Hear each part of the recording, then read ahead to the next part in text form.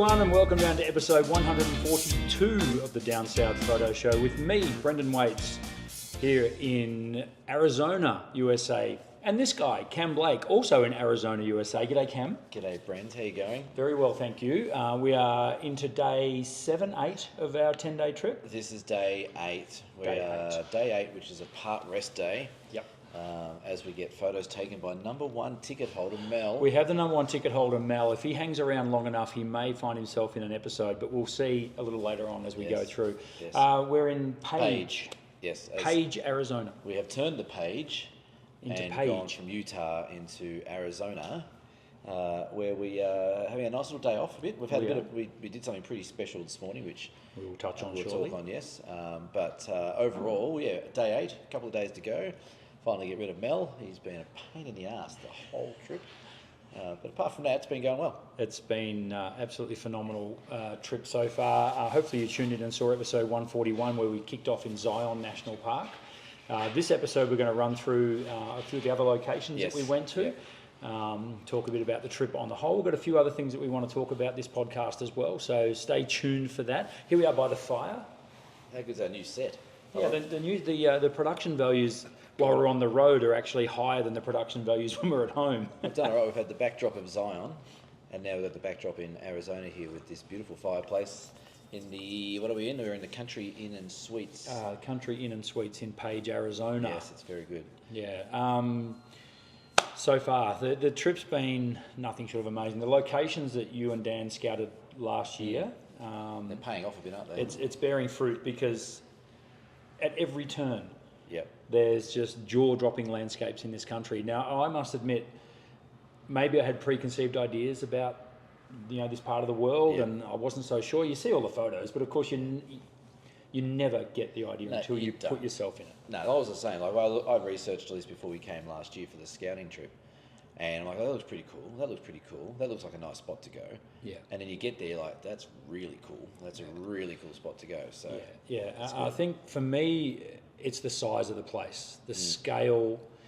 Probably the height of the mountains as well. Like I just wasn't ready for that, I'll be honest. Yeah, well, we've been travelling it over, I think the highest we got was 9,600 feet. 9,600 feet sounds about right, yeah. It's about as high as we got, which is like 3,000 metres. Like I think one night we stayed higher than Kosciuszko. We did, and yeah, that's right. So we were travelling through an area that was a kilometre higher than the highest mountain in our country. So and then we're doing some short walks to go get these shots, and you feel it. Like even if you come up a couple of flights of stairs from these walks, you're like, Jesus, I'm knackered here. And you're like, why am I knackered? This is only 100 metres. And then you think, oh, I'm actually at altitude here. So, but you're right, the scale of the place is huge. Yeah. America just does everything bigger. Yeah. Whether or not it's the big gulp drinks or it's the mountains. Should have bought one on the set. Yeah. Whether or not it's the mountains, whether or not it's the highways, the cars, enthusiasm, everything's big. Everything is very, very big in this country. It's good. Even after last year when we did this, I went home and encouraged people like, America's got this reputation that it's a bit funny, a bit crazy, a bit out there, and it is. But it's a really lovely place. Everyone we've met's been really lovely. Incredible. We haven't met any idiots. Even the strangers that we're coming across at these locations. They are a big fan of Australians, and you feel perfectly safe being here. How's the hospitality? It's been amazing, and we've been talking about it in the car. Even when you just go to shops, people actually value their jobs because it means so much to them to have a job.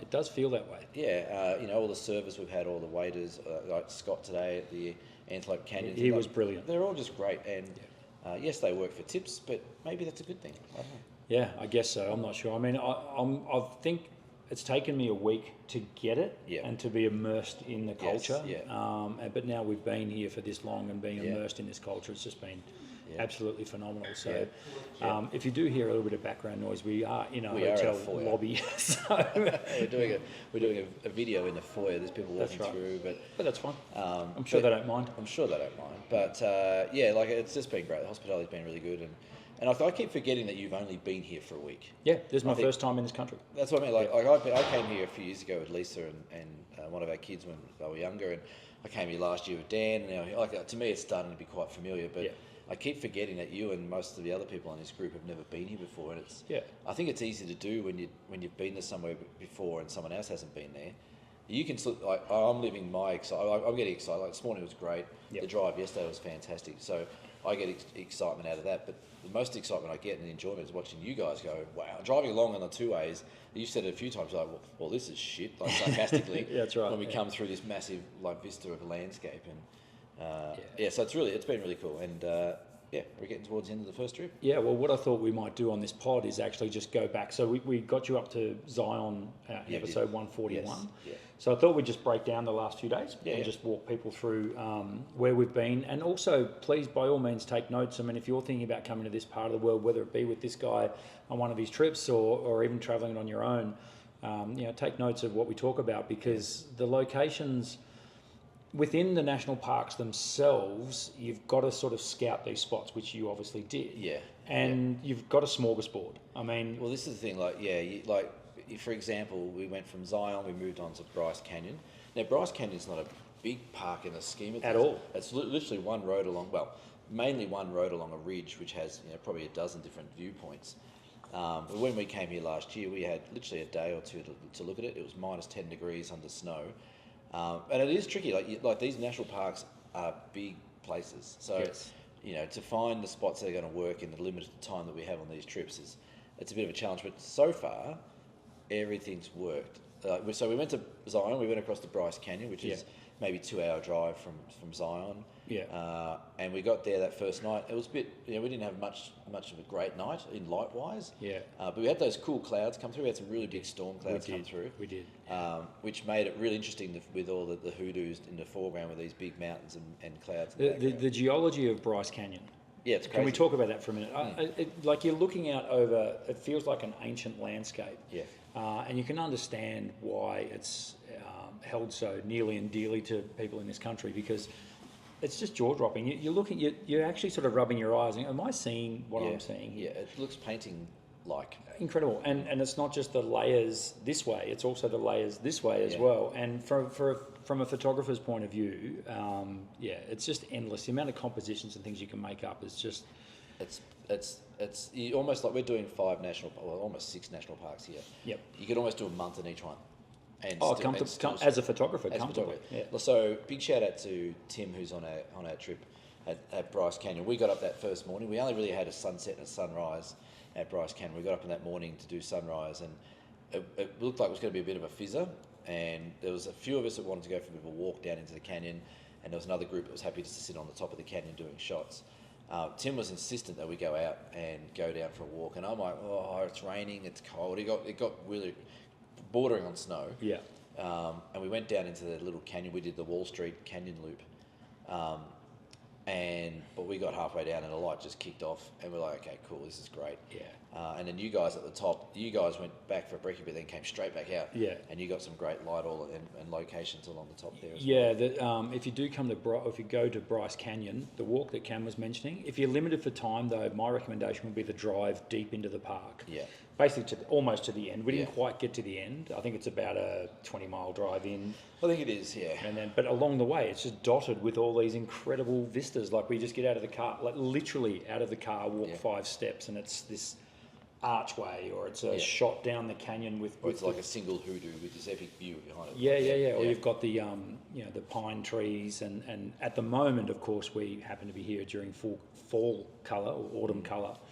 And hasn't that been a surprise? That's even surprised me, going from location to location. Well, this is the thing. It's not just let's go on a long ass drive to these locations. No. It's the journey. There's just vista after vista after vista. It's crazy. It is crazy. So Bryce Canyon was great, and then from Bryce Canyon we moved. We had a big drive getting into Moab, which is Arches National Park and Canyonlands. But on the way there, about halfway, you go through Capitol Reef National Park. But you're exactly right. Like that's a 2-hour drive. I think it took us 3.5, 4 hours for that first section. Yeah. Because every 2 seconds there was these valleys of fall colour, epic views, snow mountains, just incredible layers of detail. That drive, that first section to Capitol Reef, is that what it's called? Yeah. The amount of changes in the landscape, and as a photographer, as I say, I keep saying it's like a smorgasbord here, but it's almost like you're walking into a completely different environment every sort of, I don't know, I want to say 10 kilometres. Like it just changes. It just changes.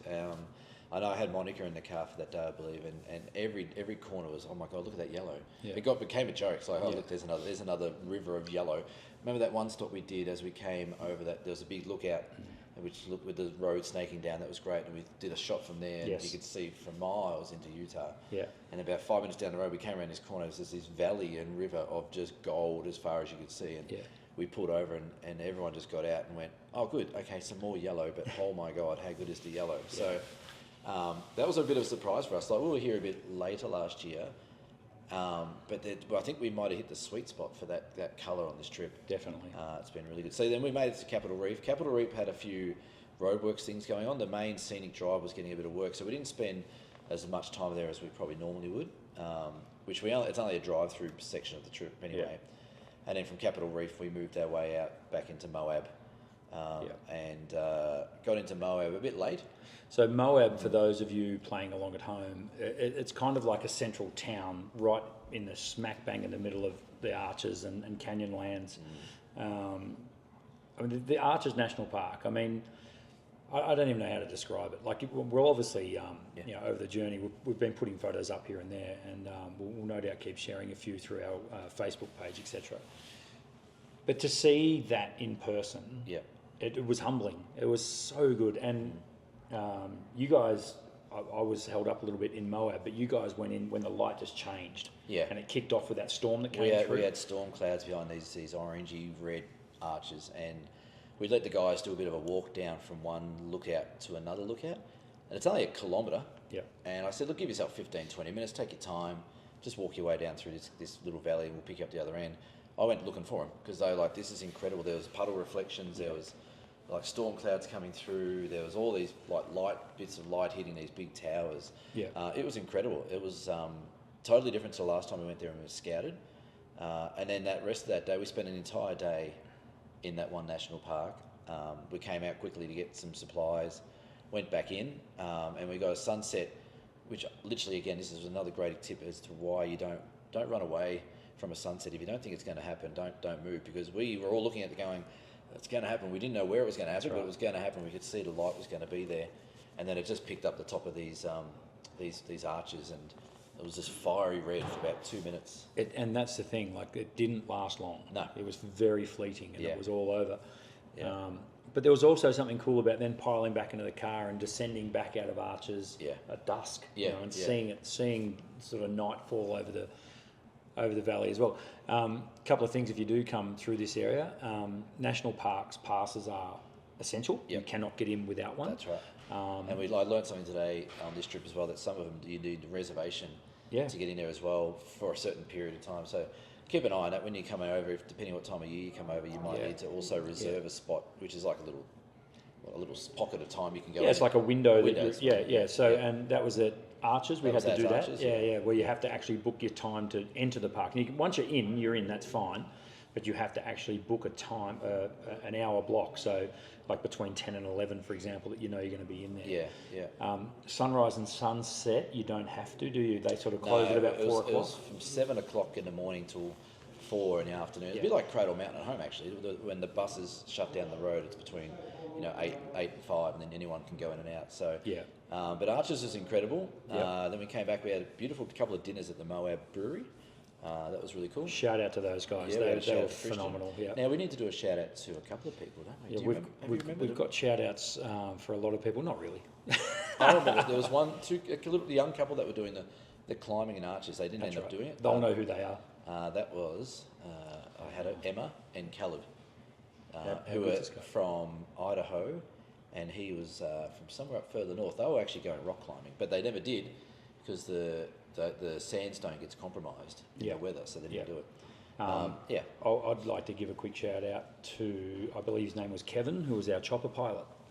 Yes, that's right. You did chopper ride. Yeah, that's right. We did a helicopter ride over Zion, which was the day after the last pod went up. So we haven't mentioned that yet. So Jeez, what a lot, haven't we? we've crammed in a lot in this. A bit of advice if you're going up in a chopper over these areas. You don't get to choose what seat you're in as a photographer. Yeah. If it's a joy flight, if you've chartered a chopper, whatever, if you're rich enough to do that. But if you're just going on a scenic flight, The pilot will allocate the seats based on weights and weight distribution, all that sort of stuff. Yeah. So I must admit, as brilliant as that ride was, as a photographer, that was tough. Yeah, and that's the thing. And we didn't have doors off. That's right. So that's not normally part of our. That's not included in our tour. It's always a bit of an option. It's not included. It's not included. It's a bit of an option that we give people if they want to do that. And all 6 people went, yeah, well, we'll do that. Well, most of them did. Yep.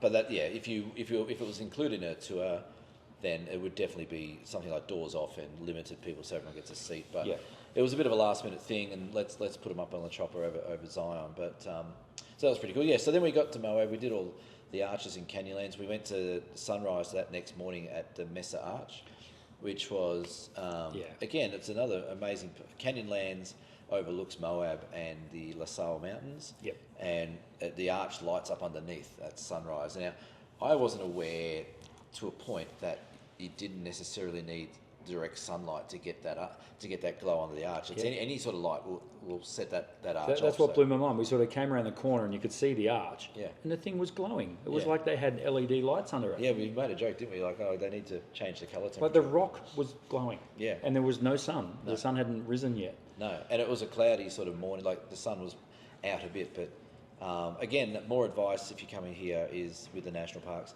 If you think, okay, sunrise is at 6 a.m, I'd like to get there about 6:30, get there at 6. Yeah. Just give that extra half hour. Like, we got there was about a dozen people there, and everyone was great. Everyone worked together. We all got our shots, and there was no issues there at all. But just by yourself, and it's not like Australia where national parks are busy. It's like America where national parks are flat out. Yeah. So if you're going to some of these bucket list places, you want to give yourself that extra time to get your spot. Most definitely, yeah. I think for me, that location, I don't know what it was. I mean, it was cold, for one. It was chilly. It was about 0.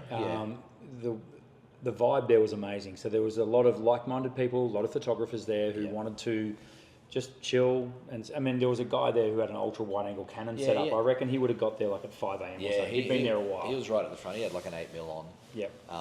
But it was really good. Like, you go to some places and everyone's sort of fighting for a spot and being a bit arrogant, but everyone was just in a good mood that morning. Yeah, and it was funny because we got there and there was like half a dozen other Australians there as well. That's right. So, It felt like we were travelling around our own backyard. Yeah, that's right. So that was really cool. Then we went back and then we had a late checkout. Then we had a fairly big drive yesterday. Yeah. We came down from Utah here into Page, past some amazing spots. We went past the Blue Mountains, which were called the Avaho Mountains, I think they were, which was near Monticello. Yep. Monticello.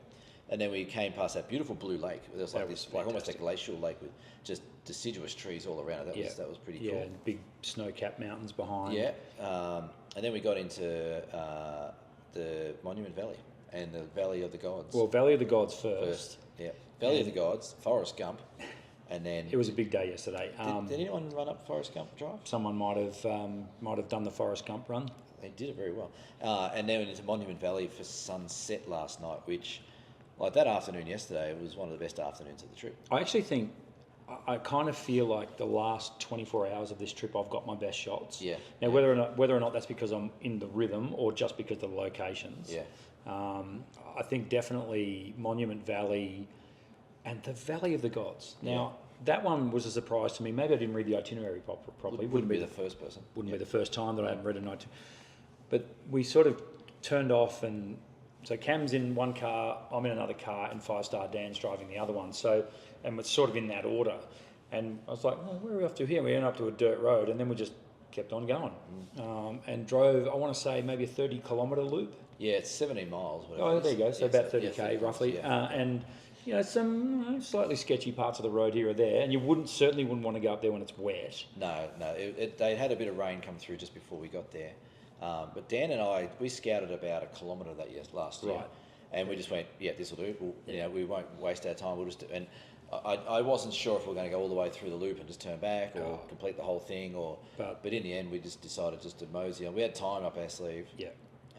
And that was pretty cool. Yeah, no, it was phenomenal. And getting into that area, and I saw a coyote, which was absolutely nuts. But there was a lot of creeks, deciduous trees lining them. I mean, it was just everywhere you looked was a photo. Yeah, it was. Everywhere you looked. Yeah, and we had good light in there as well. We did. Even though it was middle of the day. Yeah, a bit of deciduous trees in some of the little riverbeds and stuff like that. And then we popped out there, and then we made about a 20-minute little trip around to it's got to be one of the most photographed sections of road in the world, I'd imagine. The Forest Gump Road. The Forest Gump Road, which is that big leading line that goes straight into Monument Valley. Yeah, where Forrest goes on all these runs, and he ends up running up that road with a big crowd of people behind him. And it's funny because I've seen that movie 1,000 times, and it's not until you're there when it's different to what I pictured in my mind's eye. Like it just looked different and felt different. Yeah. But I did absolutely love it there. That was sensational. Also, which is quite funny, is like, how the hell did they shut that road down to do the movie? Oh, they must have. Because there was people everywhere. Yeah, there was. It was busy. It was busy. So that was very cool doing. I would imagine they might have done it in winter though, which might have been a little quieter. Yeah, we had a fairly sort of busy time of the year here. Yeah, that's true. Yeah. So we did the Forest Gump. Brendan did a few run-throughs running like Forest Gump. Helping out our customers here on the trip. Customers, that's exactly right. Helping them get the photos. So not you run up Forest Gump. Not that I just want a nice souvenir shot of myself running up the Forest Gump Road, but you've done a few of those little souvenir shots. I'm making the customers work for me. I've seen that, yeah. And then we went back down the road, back to Monument Valley for a sunset, and to me that was one of the nicest 20 minutes of the trip, I reckon. Well, the drive-in or... just the actual sunset. Well, I actually really liked that sunset. Yeah, the sunset was great, but I think what I loved about it is we were there for a good hour. Yeah. Maybe more than that before, and we all just chilled a bit. Yeah. There was no sort of, like, there was about maybe 5 or 6 angles that you could shoot into Monument Valley, and I think that was great. It sort of narrowed people's focus a little bit. Yeah. And everyone it was a real chill-out session after, we've been on the go. We've been on the go, and this is why we're having this little downtime today. Is you notice it, like I notice it, like I've done enough of these trips you can start seeing after about day 4 or day 5, people start getting a bit tired, and they just need a bit of a break. But to credit to this group, they've kept going pretty hard, and even today, like a couple of them said to me, like, so in the downtime, can we still go for a walk? And we're like, yeah, you can go wherever you want to do. And but to keep everything running nice and smooth, it's nice just to have a little bit of downtime. And some of the spots, like yesterday afternoon in the Valley of the Gods, like we had eons of time there. I knew exactly what time we wanted to be there and when we wanted to get out of there. And I was in no rush to get out of that place. Apart from when we came up behind the RV, stuck, I saw it, stuck in the little ditch there. That's a bit of worry. I'm like, well, we've driven 16 miles, and the last mile we can't get past this RV, but we made it. I reckon that RV was 30 feet long. It was huge. It should not have been in there. There's no way it should have been in there. Yeah, and that's one of the small RVs we've seen. Yeah, that's right. Yeah. But yeah, sunset last night was beautiful. Then we treated our guests to, like, no expense spared on these trips when we come overseas. We treated them. The meal last night was, look, you can have your Michelin star restaurants, but we treated them to, there's this place, I don't know if you've heard of it in America. Yeah.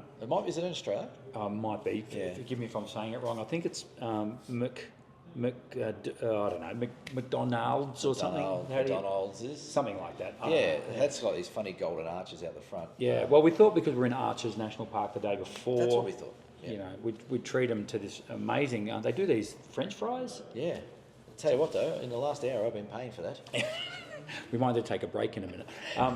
But yes, we treated them to a Macca's meal only because we sacrificed going somewhere for dinner to get that sunset. At Monument Valley. So. And I was a little bit nervous all day yesterday. I'm thinking if we just get an absolute flop of a sunset and then I dish up French fries, Macca's, it may start to turn into a riot. But a few of them went and had some takeaway Chinese stuff, and the boys pretty much sat there. And apart from Mel, he went with the girls, saying something.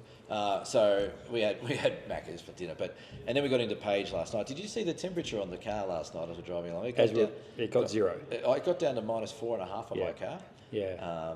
I think my car temperature gauge runs a bit warmer than yours because we did touch zero. Have you changed yours to Celsius? No, Fahrenheit? But it did say 32 Fahrenheit, which is 0 degrees Celsius. Right? So yeah. So we got about -4.5.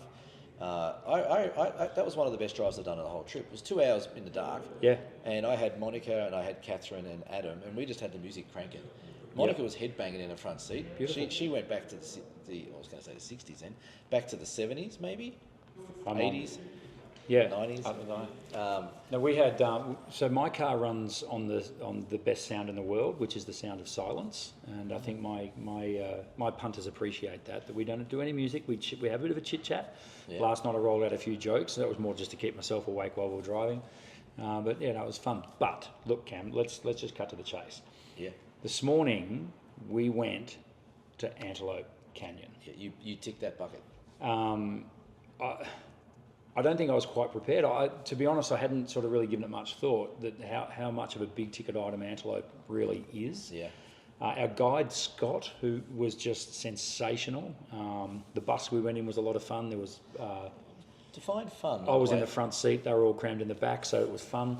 But Antelope Canyon folks, seriously, I know a lot of people who watch this show are photographers, so put it very, very high on your bucket list, guys, because the light within that canyon, I still can't believe what I saw. It's amazing. I think Scott explained it really well. I don't know if you were up the front of the group with us, but he said Antelope Canyon is a bit like an A, an apex, and the lower Antelope Canyons is like a V. Okay. So the light coming through the top of the Antelope Canyon is just tiny. Like we saw how wide it was. It'd be 30 centimetres to a metre amount of light coming through.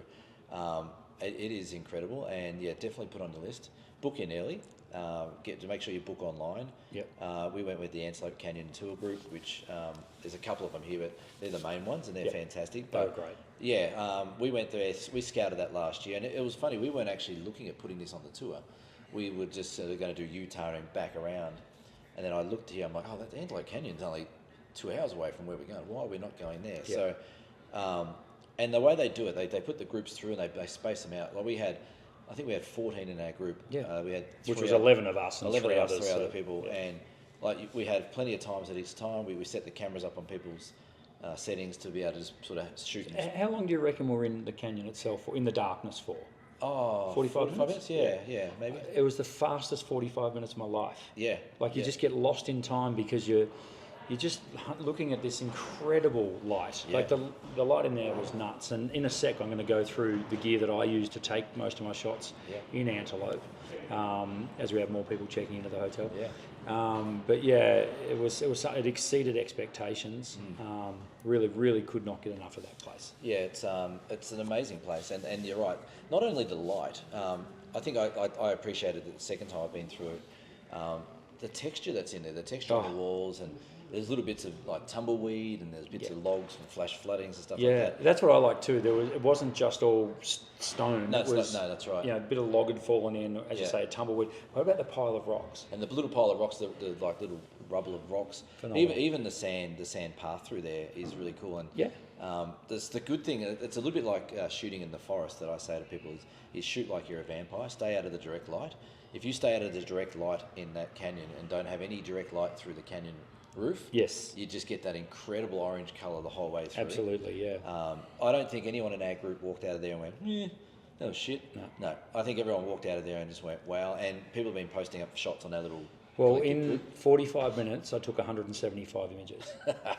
I had a memory card fail halfway through. You did, yeah. Yeah, thank God I've got an internal memory on my camera, which... Thanks, SanDisk. Yeah, thanks, SanDisk. Not sponsoring the show. No. So yeah, Antelope Canyon's amazing. You don't need to be really fit to do it. There's a little bit of a climb out along a walkway. Which was nothing. But definitely do it. Book it in early. Put it on your bucket list. Like you could almost go back this afternoon and have another go. It's one of those places where, it's not enough time. Can we?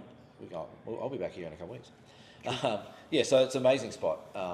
So then we pretty much said to people, right, let's have the rest of the day off. We've done some washing. Yeah, that's right. That was needed. Yeah, we did some 5-star Dan. I'm pretty sure that washing machine will never wash again. Probably not. I think it's broken. Yeah. We have had a lot of fun. We may have gone out and bought some costumes. It is Halloween today. It is Halloween as we record this, of course. How could I forget to say that off the top? So happy Halloween, everyone.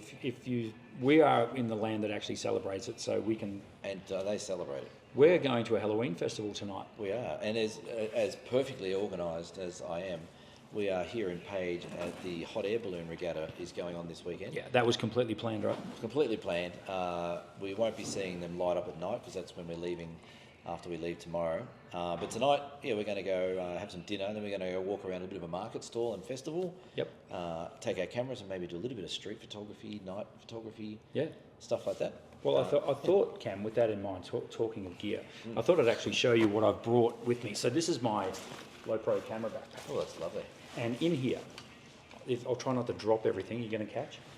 So this is my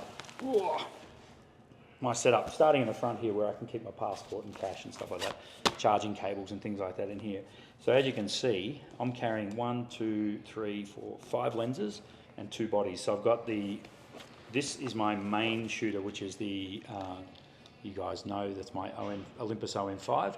Now this is what I shot Antelope with. That's the 7-14 f2.8. Perfect. I do recommend something pretty bright for in there. Yeah. If you can, but the big tip that we would give would be auto ISO in a place like that, because you can't take a tripod in there.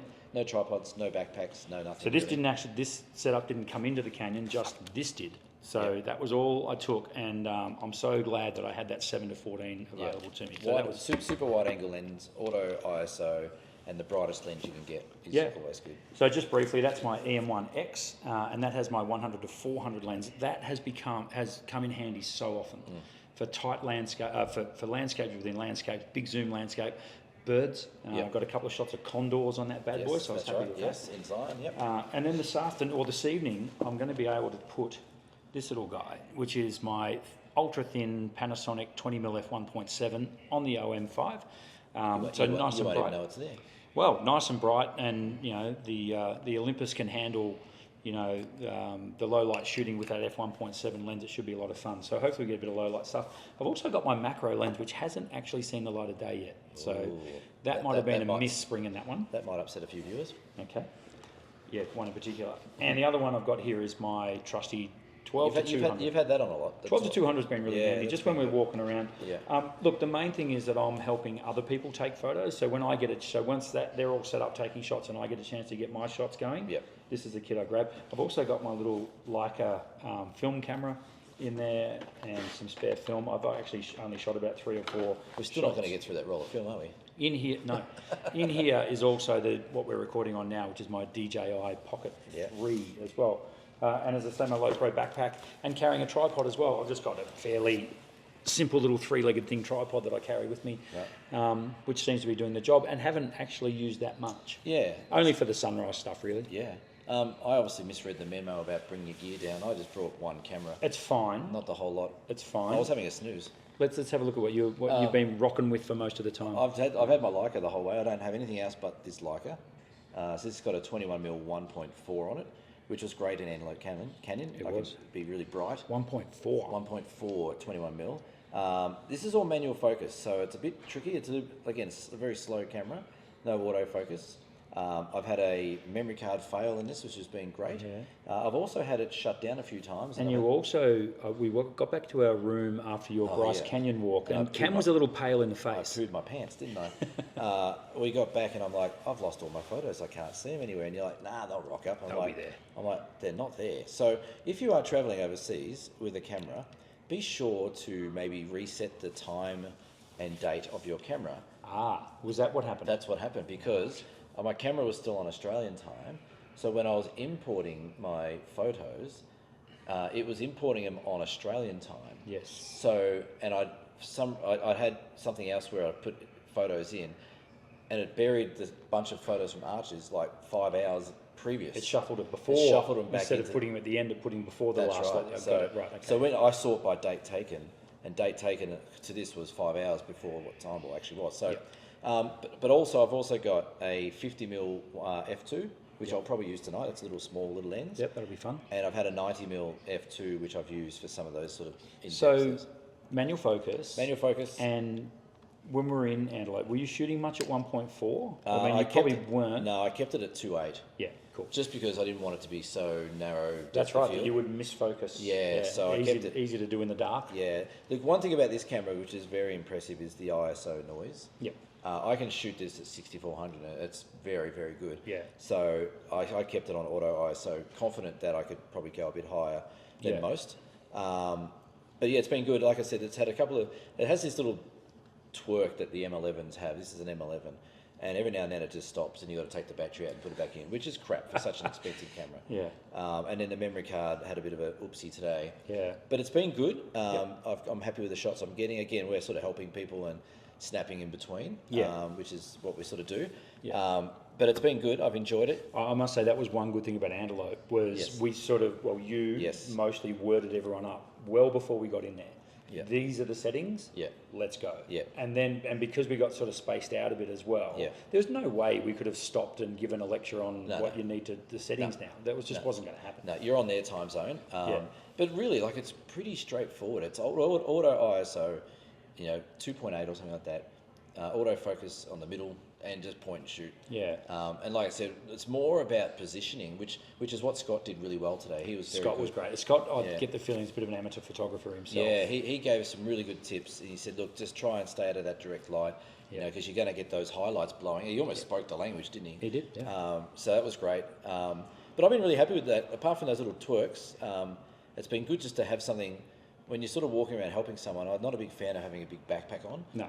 Or a tripod. So this has just been in my hand on my wrist strap. I did find a bit of an issue the other day in Arches at the double arch. You can climb up to a little bit of an overlook, and up went Adam, like whatever he did, and then Tim went up like a bloody gazelle. And then I'm like, I'll get up there. And on the way up, they all had their neck straps on, and they turned their cameras around to their back. Of course. And I'm like, cool. And I went to I'm like, well, I've got two. I had to sort of climb up, but I've got my camera in one hand on my wrist. So not just any camera. Not just any camera. So, and on the way down, I had to give this camera to a complete strange guy who was giving people footing advice. I said, dude, can you hold this? And he goes, yeah, cool, no worries. I'm like, it's not a throwaway. Yeah. But I've been happy. Like, the quality I'm getting out of it, I'm getting some good shots. Yeah. The autofocus is tricky. Yeah. Without having it. That's right. The lack of it. The lack of it. But apart from that, it's been really good. Well, the photos I've seen so far and the few that you've been posting through your Instagram page have been absolutely superb. So there's no worries there. Just wanted to briefly talk. We won't be much longer on this podcast. We'll wrap it up pretty soon. We've got a dinner to get to. What time is it? I have no idea. My phone's buzzing, so hopefully plenty of time. Okay, good. Yeah. Just briefly, a little bit talk about etiquette, particularly in the national parks. If you're anywhere in the world, really, if you're in an area where it's quite busy, we've noticed a few photographers, I must say, a couple of in our group that just got a little bit absent-minded at times. Controversy. And might have just sort of wandered into someone else's photo. Yeah. And I get it. I mean, you're just awestruck by what you're seeing, and you just want, right, I'm taking this photo. Yeah. You get the blinkers on. You get tunnel vision. You do, yeah. Absolutely. Yeah, so, just being aware of that, but also being patient, because, there's people here on holidays, they've travelled just as far as you have, sometimes further. Yeah. Paid just as much as you have to get there. Yeah. And they've got every right to, walk straight through your shot. That's happened to me half a dozen times. Yeah. Where I've got a shot lined up and I'm clearly there taking the shot, and someone just walks straight through. Don't get frustrated. Don't get angry. Just wait. Yeah, I think that's good advice. Is this is a holiday for people, and we're working, but it's a holiday. Yeah. But it is about just being a bit more patient and having a bit more etiquette. Yeah. And hello, Monica. A bit more patient and just being aware of your surroundings. Even just like when you set your tripods up, just having different tripods, not overlapping or anything like that. Yeah. Which is important. Yeah. But we've had a few instances where people have walked through our shots, and we've walked through our own shots and stuff like that. Well, that's right, and that's the other thing with a group of 11, and we do overlap each other. Yeah. Also, not quite being aware of how wide people might be shooting as well. Yeah, that's right. And you might just wander into someone's shot on the side. So that can be a little bit frustrating at times. But as I say, just make sure you're aware of it. And how annoying has Monica been on this trip? She's been absolutely... Monica's been absolutely... Probably the so worst. Annoying. She's probably the worst customer. Probably the worst customer we've ever seen. She's standing right there listening to all of this. So, just take your time in national parks. Should we bring her on? No, we better not bring her on. We won't bring her on. Oh, no, she's shaking her head. No. But like these national parks are incredible, and it is easy to get distracted when you walk in and you're like, oh my God, look at this view. And before you know it, you're standing in front of someone's spot just awing at while they're trying to take this photo. So watch your surroundings, have a look. It's like when you're looking for compositions, look around. Of course. You'll see someone else in your shot. And if someone walks in your shot, don't carry on about it. Yeah. Just, most people will either be self-aware and come to their senses. Yeah. Or they'll be gone in a couple of minutes anyway. So, that's right. Yeah. But look, on the whole, this has been absolutely sensational, and we will sort of wrap up my involvement with this tour on the next podcast, and I'll be zooming from Victoria, and you'll be somewhere, Vegas somewhere. I'll be in Vegas watching the election. Oh, that's right. Yeah, we will actually be. Well, I'm leaving on US election day, Right. so Maybe. that's right. If the airport isn't on fire, but we'll just see what happens. Yeah. Looking forward to that. But just a couple of little housekeeping things as well. Probably next week we'll put up our next photo comp. Yep. We're in November now, so we'll put up a comp for November. Yep. Also, just a quick shout out for the lads at BFOP, because tickets went on sale a week ago for BFOP 2025. Believe it or not. Yeah. 60% sold out already. So that's. Wow. Are you coming back? I've been invited back, so I guess that means I'm coming back. Right, okay. Well, that's why there's 60% sold. Sure, of course. It goes without saying. It wouldn't have nothing to do with you or Tom Part. No, nothing. Who? True. Who apparently has got a 50% off gallery. I think he's going out of business gallery sale. Has he? 50% off everything. 50% off everything. Fire sale. Fire sale. I think it is. Get into Tom Part Gallery on the Mornington Peninsula. They're still $6,000 each, but yeah. That's fine. Yeah. That's what else do we need to talk about? I think that's pretty much it for this podcast. I think it is. We'll do a new comp next month or next podcast. Thank you to the 935 of you that have subscribed to the channel so far. We're going to get to 1,000 before I leave this country. I'm telling you right now. He's very adamant of this. So. We are. What about the other morning at Messer Arch? There was 20 people there, and we was like, "Have you heard? We've been spruiking. Mel's been wearing the hoodie the whole way around." Look, beer donations. If you've bought us a beer this week, and you can do that at dsps.com.au, thank you. We will give you a shout out next week once I'm back. No one's bought a beer. No one's bought us a beer. No. What are we going to do tonight? Mel's here. He's the only person, that's right. The only person buying us a beer is with us. Jenny Cooper. Yeah, where are you, Jenny? Where's Jenny? the beer? Hello. I mean, what are we like? Chopped liver? Yeah. Lift you go. We're thirsty, Jen. Come on. Yeah, we are. No, it's been so far. This trip's been great. It's been awesome having you along, and thank you. And it's been a lot of fun just exploring this amazing country. Yeah. We get to do it all again. Dan and I, maybe we're knackered, but we're going to.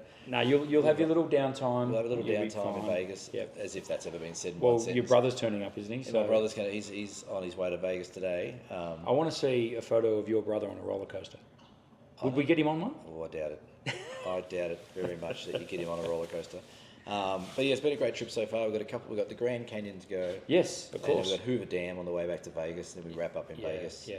And then we'll go again. Not to mention tomorrow morning sunrise. Tomorrow morning sunrise, which will be at Horseshoe Bend, which is a big bend overlooking the Colorado, which is actually quite impressive. Cannot wait. I reckon this 7 to 14 might come in. Yeah, it's perfect. It is. And you know what? Watch tomorrow. We'll talk about this maybe next week. Watch the amount of dickheads that jump the fence and stand on the edge of this 300-metre cliff that goes into the river. For the gram. For the gram. Last time we were there, Daniel and I just stopped watching the view, and we're just like, we're going to see someone die here. Someone's going to fall off. We're going to see it. We're going to be here. It's going to be on the news. We're going to give an interview. Mm-hmm. Hopefully that doesn't happen. Particularly not to one of our crew who would not do such a thing. They'll be jumping the fences on here things. No, not if they know what's good. But no, it's been awesome so far. A couple of days to go. You'll be back in Melbourne. Or Ocean Grove when this comes out next. Yep. So this has been episode 142 of the Down South Photo Show. We will see you for episode 143 in a week or so. Bye for now. Ciao. Or shall we say so long? Y'all. Hey, we should put that video up in the back of the car today. No, we shouldn't do that. No, we should? Okay. No.